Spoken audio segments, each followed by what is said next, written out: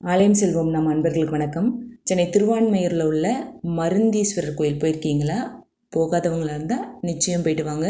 ரொம்ப ரொம்ப அற்புதமான திருக்கோயில்.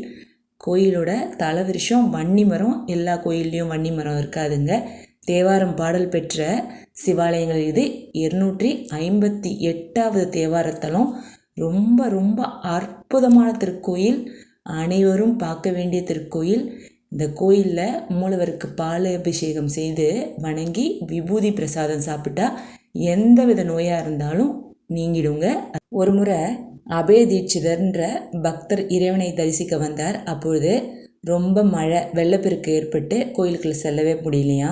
அவர் சுவாமிக்கு பின்புறம் இருந்ததுனால இறைவனின் முதுகு பகுதியை தான் தரிசிக்க முடிஞ்சது. இறைவா உன்முகம் காட்டு என்று அவர் வேண்டியதன் பேரில் இறைவன் மேற்கு முகமாக திரும்பி தன் முகத்தை தரிசனத்தை வழங்கினார். இதனால தான் இந்த இறைவன் மேற்கு நோக்கி அருள்பாலிக்கின்றார். கோவில் பிரகாரத்தில் அகத்தியருக்கும் வால்மீகிக்கும் சிவபெருமான் காட்சி கொடுத்த வன்னிமரம் இருக்குது. வன்னிமரத்தோட ஸ்பெஷாலிட்டி என்னென்னு ஏற்கனவே ஒரு பதிவு போட்டிருக்கோம். தினமும் அதிகாலையில் பூஜை செய்யப்பட்ட பிறகு இத்தல இறைவனான மருந்தீஸ்வரருக்கு அபிஷேகம் செய்யப்படும். அகத்தியர் இத்தலம் ஈசனை வழிபட்டார். அவருக்கு வன்னி மரத்தடியில் காட்சி தந்த ஈசன் உலகில் தோன்றியுள்ள நோய்கள் பற்றியும் அதற்கான மருந்துகளை தயார் செய்வதற்கான மூலிகைகளை பற்றியும் உபதேசித்தார். எனவேதான் இந்த தல இறைவன் மருந்தீஸ்வரர் என்று பெயர் பெற்றார்.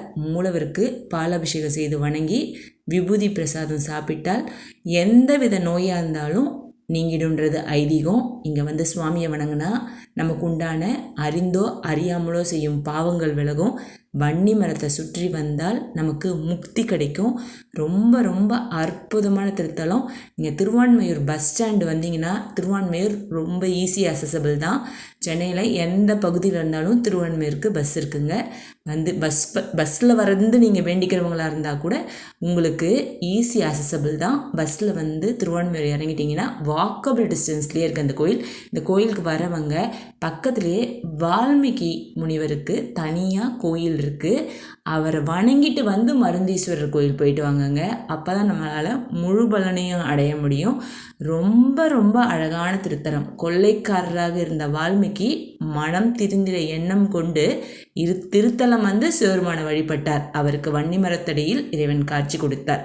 திருவான்மையூருக்கு வரவங்களா இருந்தீங்கன்னா கண்டிப்பாக பக்கத்துலேயே செல்லியம்மன் கோயில் இருக்குது, பாருங்கள். அப்புறம் நமக்கு பாம்பன் சுவாமி கோயில் இருக்குது. அப்புறம் ஒரு கிருஷ்ணன் கோயில் இருக்குது, வால்மீகி கோயில் இருக்குது, மருந்தீஸ்வரர் கோயில் இருக்குது.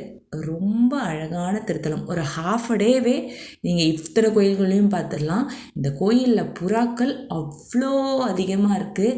ரொம்ப பெரிய கோயில். கோயில் கோபுரத்தை பார்த்தாலே கையெடுத்து கும்பிடணுன்னு இருக்கும். அவ்வளோ அழகான கோயில். எனக்கு ரொம்ப பிடிச்ச கோயில் இந்த கோயில்.